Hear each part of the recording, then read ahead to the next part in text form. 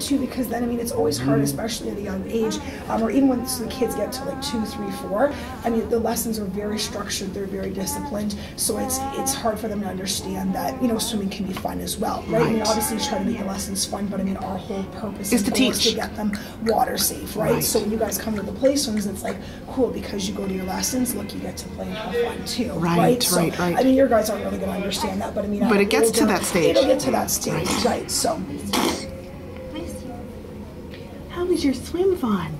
Oh yeah, each time that you watch it, you starts to see, you know, just the body how much language. more. That's what we talked about was just the body language. It's funny, there's a lot of kids, like even with that little girl who might be making noise, right? You sit them out and ask her to jump, and they still come towards you, right? Yeah. So it's a lot of the body language that you have to as opposed to the voice, as opposed to the noise, right? She's just a little bit more vocal, right? And like I said, in a couple of weeks, you guys could be a little bit more vocal too. Every kid's just completely different.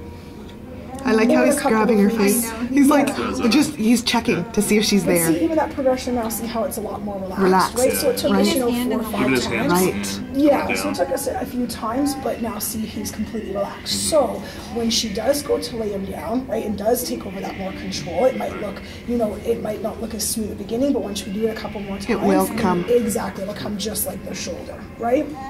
So. Do you dip my head? He's like, can I kick? Can I kick? Oh, look at that. I know this part. Bonnie's thinking, damn, this child shouldn't be kicking yet. Yay, good stuff.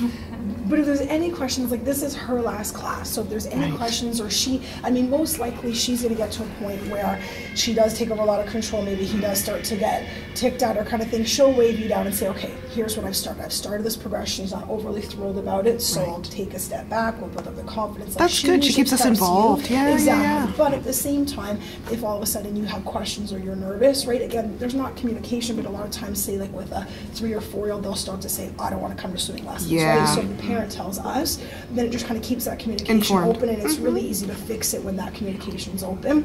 So if you have any questions along the way, then just That's ask great. her. Oh, thank you very much, Ashley. This is good. I mean, you know, even the letting us know all this stuff is really helpful. I mean, like I say, even the simple things like body language, then it gets you guys excited, being like, oh look, his foot went down today. Oh, right. Look, he's little things, right? Because it is all repetition, a lot of times the lessons can look the same, right? But if you start to spot the little differences, you'll see it. That's when you can start to notice the difference.